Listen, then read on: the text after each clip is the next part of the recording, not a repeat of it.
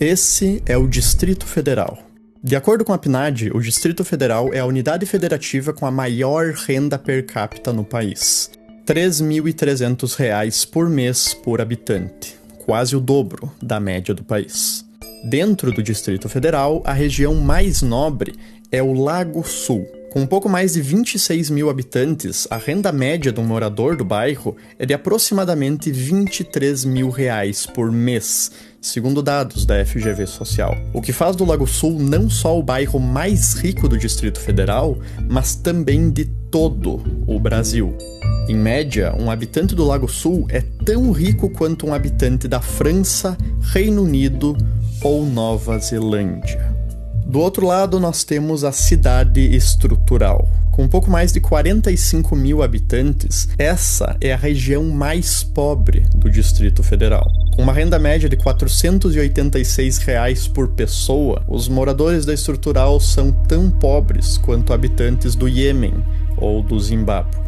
E essa desigualdade de renda tem um impacto profundo na vida dos habitantes dessas duas regiões. Enquanto a expectativa de vida no Lago Sul passa de 80 anos, na estrutural ela mal chega a 73. Enquanto 90% das residências no Lago Sul têm internet banda larga, só 38% na estrutural tem o mesmo acesso. Um quarto da população da estrutural ainda sofre com esgotamento a céu aberto, enquanto que no Lago Sul isso não é um problema. Mas por mais absurda que essa desigualdade possa parecer, tem um bairro ainda mais rico no Brasil, chamado Juizlândia. Nessa nobríssima região vivem aproximadamente 18.200 excelentíssimos habitantes. Apesar de ser um bairro pequeno perto de outros pelo Brasil afora, ele é uma potência econômica. Em média, cada habitante da Juizlândia recebeu ano passado R$ 59 mil por mês líquidos, mais que o dobro dos rendimentos dos moradores do Lago Sul. Com essa renda, cada habitante da Juizlândia ganha mais que o dobro do que um americano, e é mais rico do que os habitantes de Luxemburgo e Liechtenstein, dois dos países mais ricos do mundo. Na verdade, se a Juizlândia fosse um país, ela seria o segundo país mais rico do mundo, atrás em riqueza somente de Mônaco, um paraíso fiscal europeu conhecido pelos seus cassinos, bancos sigilosos e iates multibilionários. A Juizlândia, é claro, não é um bairro que exista de verdade. Na realidade, ela é a representação de todo o grupo de 18.265 juízes e desembargadores ativos no Brasil. Cale a boca, senhora! Sente-se!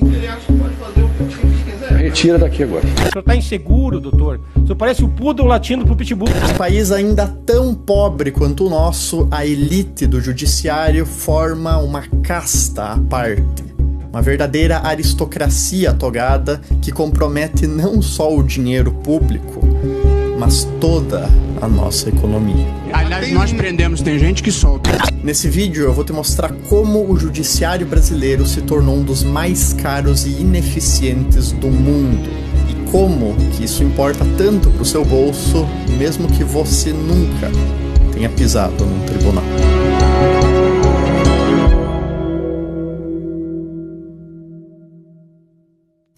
No dia 25 de fevereiro de 2024, o presidente do Supremo Tribunal Federal, Luiz Roberto Barroso, publicou uma coluna na Folha de São Paulo intitulada "Quanto vale o Judiciário?". A opinião do ministro é deixada bem clara já no subtítulo: inestimável.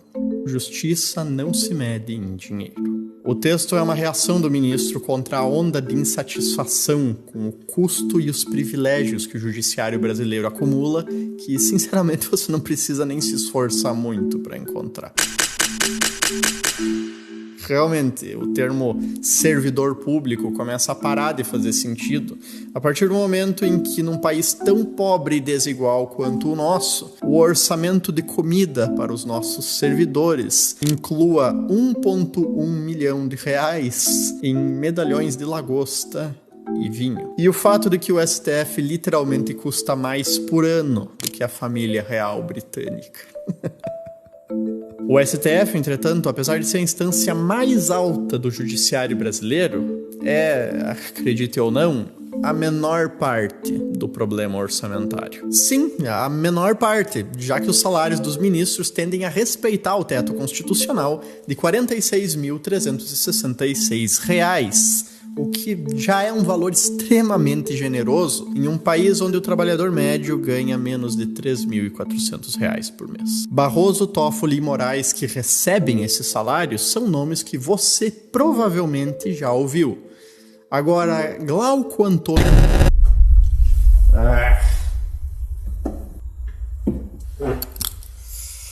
Bom, por motivos de segurança pessoal, é melhor eu não citar esses 10 nomes aqui. Mas esses são os 10 juízes e desembargadores do Tribunal de Justiça de Rondônia que, em fevereiro do ano passado, ganharam cada um mais de R$ 1 milhão líquido nas suas contas. R$ 1 milhão, já descontado todos os impostos, num único mês. Esse vídeo já é perigoso o suficiente para eu estar fazendo, então eu não vou citar os nomes aqui.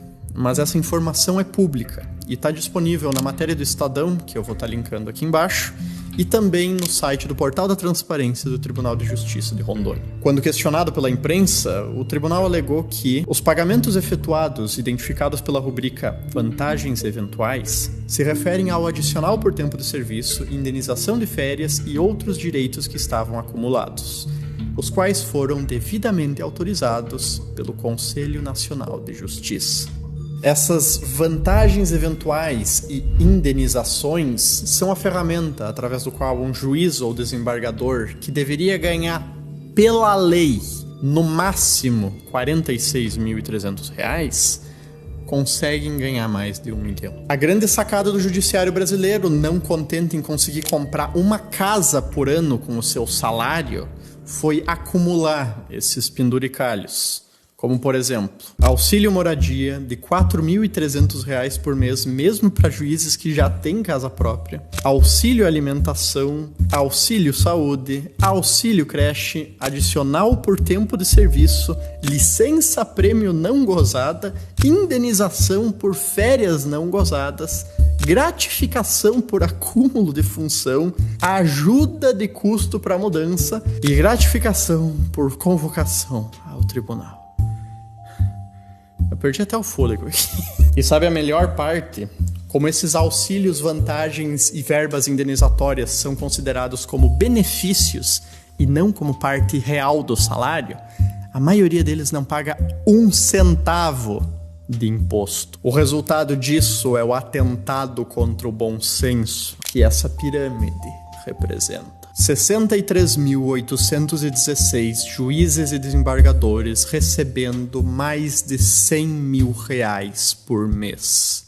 Mais que o dobro do teto constitucional. Dizer que essas pessoas vivem numa realidade paralela, num país onde metade da população não tem acesso a coleta e tratamento de esgoto nas suas residências, é um eufemismo. E se essa falta de tato não é óbvia da parte do Barroso, bom, pergunta a qualquer juiz ou promotor o que eles acham sobre o tamanho do próprio salário, que vocês provavelmente vão ouvir algo como isso aqui. Vários fake news falando que juiz ganha 200, 400 milhões de reais. Eu brinco quando eu leio isso, que alguém está ficando pelo menos com grande parte do meu salário. Isso aí é uma campanha difamatória mesmo que vem sendo realizada. Salário, o subsídio, na verdade, fica em torno de R$ 24.100 líquido. Aí nós temos por volta de R$ 5 mil, que é auxílio alimentação e auxílio saúde, e algumas outras verbas que vêm sendo pagas, que são indenizatórias, que são autorizadas pelo Supremo e pelo CNJ, ou seja, não existe nenhuma ilegalidade em relação a isso. Então, com tudo isso, chega em média aí de R$ 45 mil líquido. E tem uma boa aposentadoria, então? Não, infelizmente não. Devo ganhar aí pelo menos só metade desse valor que eu acabei de falar. E quem está entrando atualmente na magistratura é um absurdo, porque vai ficar aí 40 anos trabalhando e vai aposentar com o teto do INSS, que hoje é 7 mil. Ou seja, ninguém vai querer ser mais juiz. O problema todo é esse, né? É curioso a entrevista da juíza na rua, que um juiz que entra a partir de agora recebe só 7 mil reais por mês. Bom, para a infelicidade de todos nós plebeus, essa precarização não atinge juízes que já entraram na carreira. Um juiz aposentado hoje ainda recebe, em média, 35 mil reais mensais, enquanto que a aposentadoria média de um trabalhador do INSS é de R$ 1.863 reais mensais para aposentadorias urbanas e de R$ 1.415 reais para trabalhadores rurais. Mas essa média aí também esconde muitas aberrações. Por exemplo, em 2024, 8 dos 10 juízes mais bem pagos do Brasil eram aposentados. Esses juízes aposentados, aliás, todos vinculados ao Tribunal de Justiça de Rondônia, o Tribunal de Justiça de Rondônia, receberam entre 2 milhões e 2,5 milhões cada um nas suas contas bancárias. Você consegue imaginar você estar sentado sem fazer porra nenhuma e simplesmente, do nada, pingar 2 milhões na sua conta? Você se sente ofendido, indignado com esses privilégios, talvez? Pois deixa eu te lembrar que a maior punição que um juiz pode sofrer para quando ele comete alguma infração grave não é ser demitido como qualquer outro servidor público normal, mas sim é a aposentadoria compulsória. Essa terrível punição custa aos cofres públicos a bagatela de 59 milhões de reais por ano. E nos últimos 15 anos a Justiça aposentou 123 juízes dessa maneira, pelos mais variados motivos, desde corrupção passiva até assédio sexual. Um dos casos mais recentes inclui um juiz federal que comprou fazendas no valor de 33 milhões de reais, mas não conseguiu comprovar a capacidade financeira para ter construído esse patrimônio. Depois da punição, o juiz encerrou a sua carreira aos 58 anos de idade, milionário, aposentado, recebendo do Estado brasileiro até o seu falecimento. E bom, para você só resta pagar a conta e não reclamar. O Brasil gastou cerca de 133 bilhões de reais com o sistema judiciário só em 2024.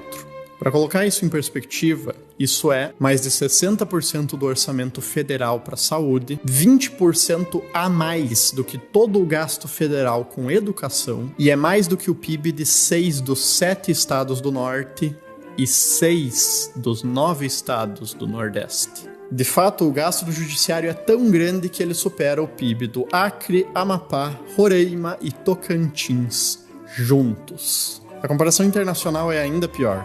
O judiciário brasileiro custa cerca de 1,3% do PIB, mais que 4 vezes a média mundial. É o segundo judiciário mais caro do mundo, atrás só de El Salvador. Na sua coluna na Folha de São Paulo, o ministro Barroso defende o custo desproporcional do judiciário, dizendo que a justiça brasileira é provavelmente a mais produtiva do planeta.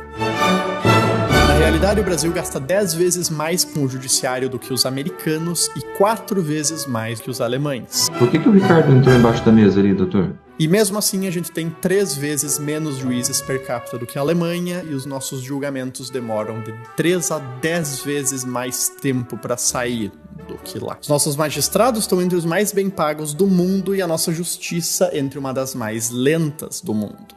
O tempo médio para a resolução de um processo pendente no Brasil é de 4 anos e 3 meses na Justiça Federal, 4 anos e 5 meses na Justiça Estadual e, no caso das execuções fiscais, o tempo médio chega a 7 anos e 9 meses. Para comparação, o tempo médio para a resolução de um processo na França, que tem um dos sistemas de justiça mais lentos da União Europeia, é de 1 ano e 8 meses. Na Coreia do Sul é de apenas 5 meses. E toda essa demora, muitas vezes aliada com interpretações bastante criativas das nossas leis por juízes Brasil afora, acaba gerando um custo ainda mais alto para a sociedade, aumentando a imprevisibilidade das decisões e gerando aquilo que nós economistas chamamos de insegurança jurídica. Um estudo da FEComércio de São Paulo estimou que o custo direto da insegurança jurídica no Brasil para as empresas ultrapassa 9 bilhões de reais, em razão das leis ambíguas e decisões judiciais que frequentemente divergem da legislação vigente. Para o ministro Barroso, essas queixas são infundadas. E há, abre aspas, uma certa lenda de que haveria insegurança jurídica no Brasil. Enquanto isso, o STF, como colegiado, determinou que pode cobrar retroativamente impostos, caso ele mude a sua interpretação de decisões tributárias já julgadas e nas quais não cabe mais recurso. E o ministro Toffoli, em decisão monocrática, suspendeu uma multa de mais de 10 bilhões de dólares da JF, empresa dos irmãos Wesley e Joesley Batista, da qual a sua esposa, Roberta Rangel, é advogada. O custo de oportunidade do orçamento faraônico do judiciário também é algo extraordinário. Se a gente cortasse metade do orçamento deles, ou 66,5 bilhões de reais, a gente ainda assim teria o segundo judiciário mais caro do planeta, mas com o dinheiro que sobrou, daria para construir aproximadamente 6.650 escolas de ensino fundamental e médio de tempo integral, garantindo a cobertura de mais de 1,15 milhões de alunos, equipar cerca de 1.100 hospitais de médio porte para operações de média e alta complexidade e asfaltar mais de 40 mil quilômetros de rodovias. Só que esses gastos, por serem focados na base e em investimentos em infraestrutura, beneficiariam justamente as pessoas mais carentes da sociedade brasileira, já que os super salários do judiciário fazem exatamente o contrário. Se a classe de funcionários públicos como um todo já contribui para piorar a desigualdade brasileira, no mesmo nível em que o Bolsa Família melhora ela, o estrago que um juiz em início de carreira, que já sai ganhando mais do que 99% da população brasileira, faz na concentração de renda nesse país, é provavelmente só tão grande quanto o ego característico de alguns membros da mesma classe. Sim, quem é a empresa? Senhor Leandro, eu chamei sua atenção, o senhor tem que responder assim: o que a senhora deseja, excelência? Responda, por favor. Oi, eu não entendi. Desculpa. Eu chamei sua atenção. O senhor tem que responder assim: o que a senhora deseja, excelência?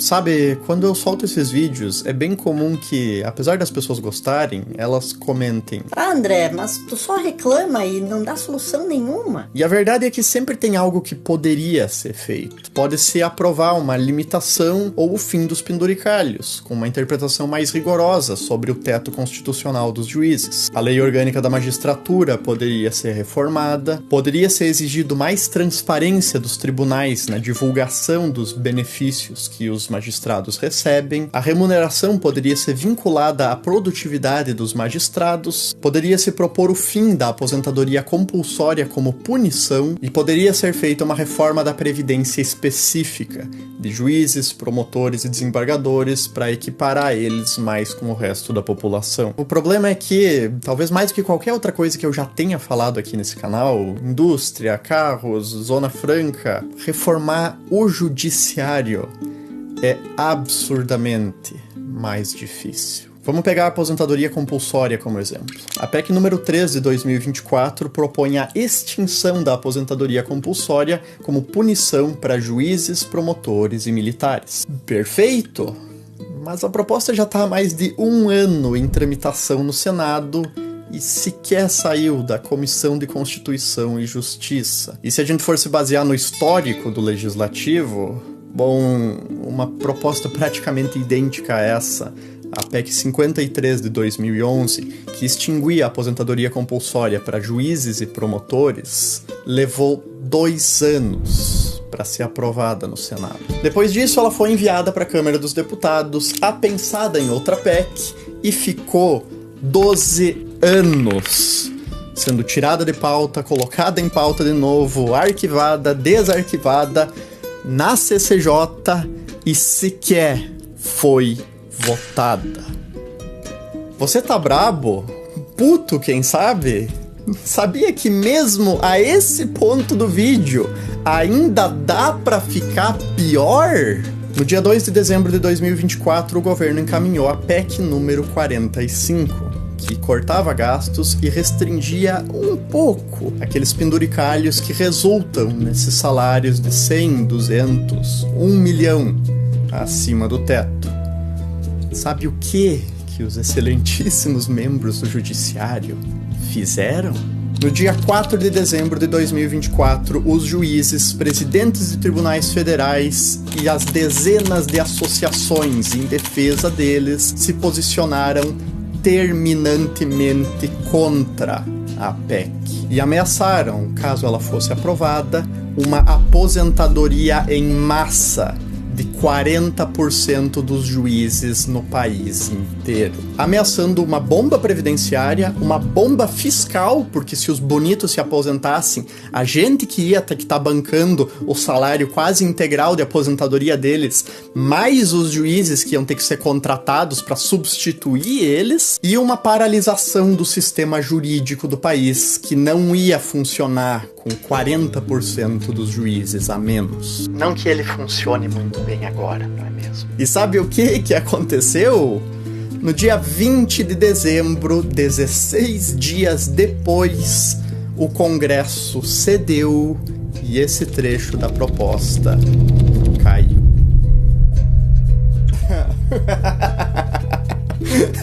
A esse ponto eu não sei mais o que falar pra vocês, sinceramente.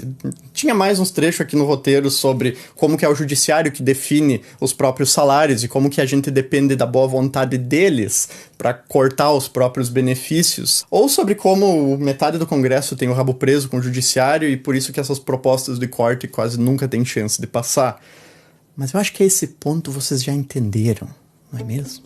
Dizer que isso aqui é injusto é óbvio, ao mesmo tempo em que é irônico, tendo esses disparates partido do poder que deveria representar a justiça.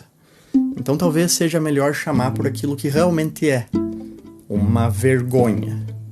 Mas bom, mesmo isso, mal dá pra se dizer sem arrumar problema. Ministro Lewandowski, o Supremo é uma vergonha, viu? Eu tenho vergonha de ser brasileiro quando eu vejo vocês. Você quer ser preso? Eu não posso me expressar? Chama a Polícia Federal, então. Chama a Polícia Federal, então. Chama a Polícia Federal. Chama a Polícia Federal. Chama. Porque eu falei que o Supremo é uma vergonha.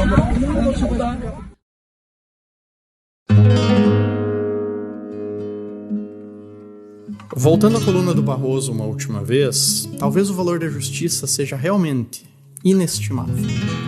Mas a partir do momento em que se usa do ideal da justiça para enriquecer e solidificar privilégios ao custo de uma população que nem nos seus sonhos mais selvagens sequer sonharia em ganhar 10% do que alguns de vocês ganham em um mês, será que o judiciário está realmente sendo justo, ministro Barroso?